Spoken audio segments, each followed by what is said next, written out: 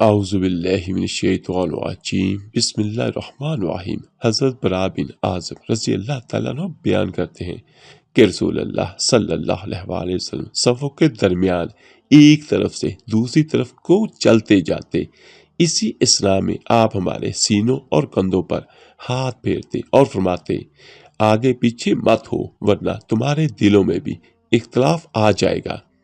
اور آپ صلی اللہ علیہ وسلم فرمایا کرتے تھے اللہ عز و جل پہلی صفوں میں آنے والوں پر رحمت نازل کرتا ہے اور فرشتے ان کے لیے دعائیں کرتے ہیں۔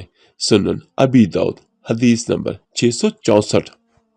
حضرت نعمان بن بشیر رضی اللہ تعالیٰ عنہ بیان کرتے ہیں کہ جب ہم نماز کے لیے کھڑے ہوتے تو رسول اللہ صلی اللہ علیہ وسلم ہماری صفوں کو برابر کرتے۔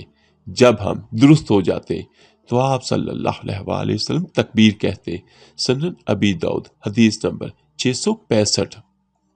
حضرت عبداللہ بن عمر رضی اللہ تعالیٰ عنہما سے مروی ہے کہ رسول اللہ صلی اللہ علیہ وسلم نے فرمایا صفوں کو درست کر لو، کندھوں کو برابر رکھو، درمیان میں فاصلے نہ رہنے دو اور اپنے بھائیوں کے ہاتھوں میں نرم بن جاؤ۔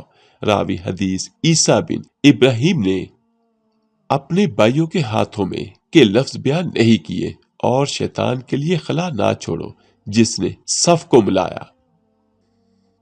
صف کو ملایا اللہ اسے ملائے اور جس نے صف کو کاٹا اللہ اسے کاٹے۔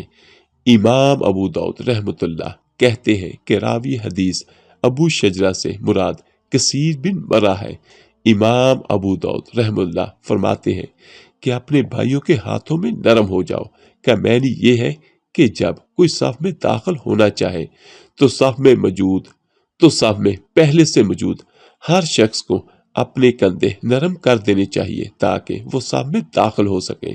سنن ابی داؤد حدیث نمبر 666۔ تو اس حدیث کی روشنی میں یہ دیکھیے کہ ان بندوں کے لیے کتنی بڑی فضیلت ہے جو پہلی صف میں نماز ادا کرتے ہیں۔ اللہ پاک کی رحمت بھی ملتی ہے، نازل ہوتی ہے اور فرشتے بھی ان کے لیے دعائیں کرتے ہیں۔ سبحان اللہ۔